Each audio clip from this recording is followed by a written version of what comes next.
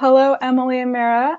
Today we're here to talk about your upcoming training, the Body Politic, Body Weight, and Liberation and Social Justice. Do you want to start out by just describing that in like 10 to 15 words, the training? We are going to learn how to be ethical and socially responsible about the way we talk about our bodies and each other's bodies. Oh, beautiful. All right, so Very that cool. was the interview. Thank you so much.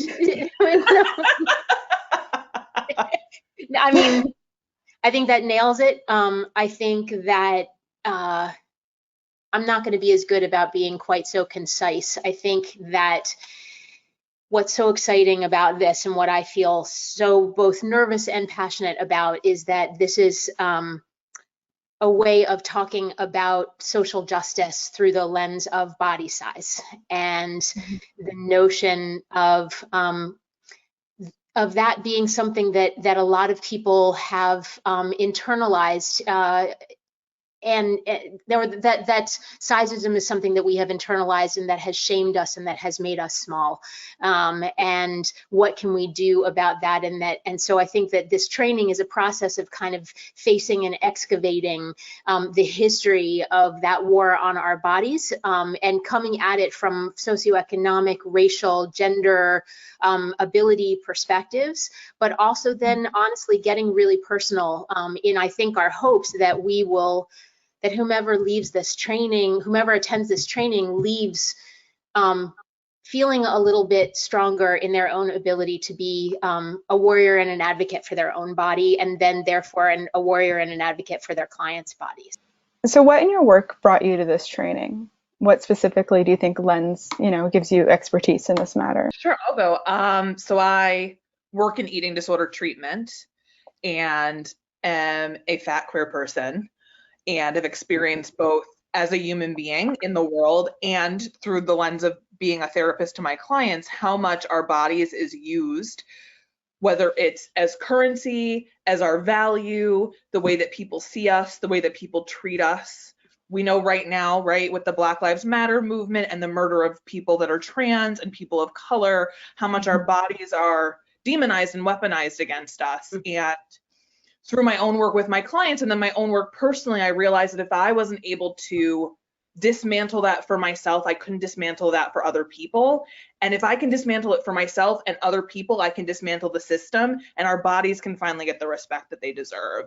So that's kind of my goal as a therapist, as a researcher, as a person in the world. So this is kind of, I think like Mara said, like this is our labor of love. This is everything we want for the world.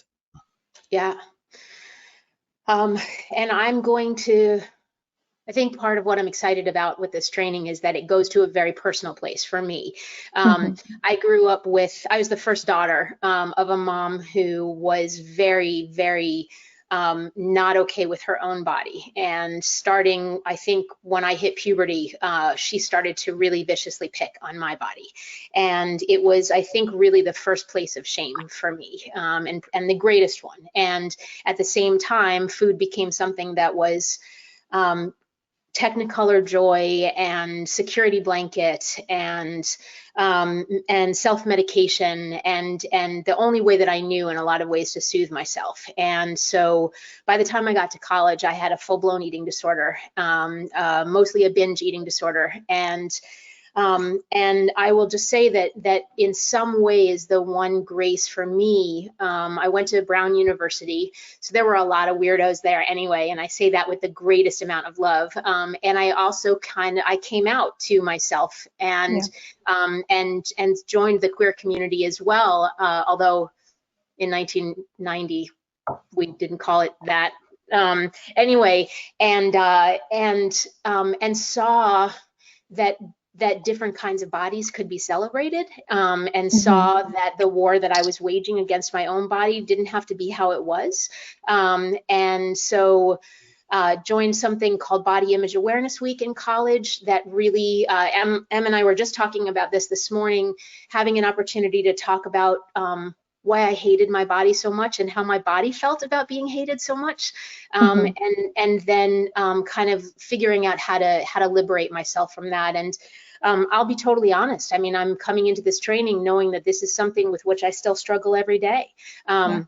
a lot of people that I know still do, and how much energy it takes up in my life. So I don't know if does that answer your question? Is No, that those okay? were both such thoughtful and personal answers. Thank you so much for sharing that with me and for sharing that with our viewers. How long have you been working with the CWC? How long have you been doing trainings, or is this your first training with us?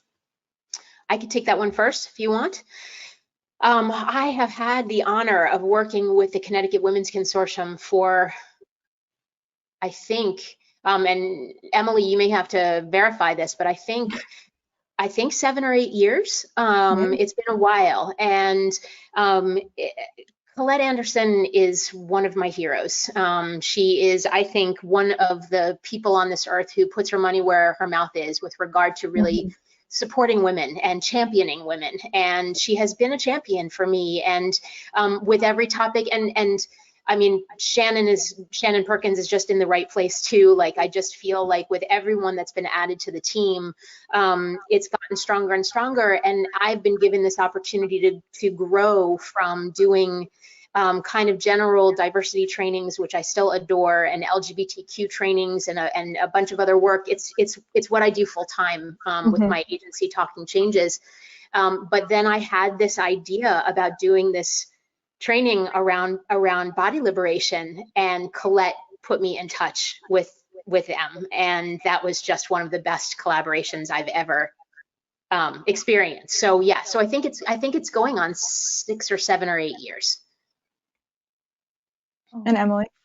So this will be my second training. My first one was only like 2 months ago, and it was just Eating Disorders 101, giving people the ability to start doing that work, which is the thing that I love the most. And when I was meeting with Colette and Shannon, and we were talking about, separate from eating disorder work, I'm a social justice activist. Yeah. Body liberation is important, and they go, "You need to meet Mara." And we met. It has been the most amazing meeting of my whole life, and this is like my new BFF forever, and we can't get rid of each other. And Wow. training on the road, and the whole world should hear about how you can actually dismantle oppression if you just learn to like your body and each other's bodies just enough. And I think also, and I can't believe I'm getting emotional. Oh my God, I'm not, like, I don't know why, but like, This is what we do together. I know exactly. That's what I was going to say, is that that you can do this work with joy, that you can do this Yeah. work with fun and humor and passion. It doesn't, I look forward to every meeting that we have and co-collaborating with her, and I cannot wait to see what happens in this training. I think we're going to need it recorded so that we can be like, did we really say that? Like, did that really happen? But I just really, like, it is amazing proof that that social justice work can be something that is Mhm. absolutely wholehearted and joyful. Those are all my questions. Was there anything else you wanted to say? I think I would just say that anyone who has grappled in any way with being estranged from your own body, from not loving your body, from having that get in the way of relationships, of career, of self-worth, of intimacy of any kind. If you saw this title and it hooked something in you, I hope you'll give it a try. I hope you'll join us, because I do think it's not going to be a cure-all, but it is going to, I think, assist in Yeah. the fight to love our bodies again. And I guess to that, right, I personally believe in my own work that the greatest act of resistance any of us can ever have is to demand space and demand love and to demand respect of our bodies, regardless of what the government or society or our culture tells us to have. So Mhm. this is a chance for people to participate in that resistance in a really meaningful way. Mm.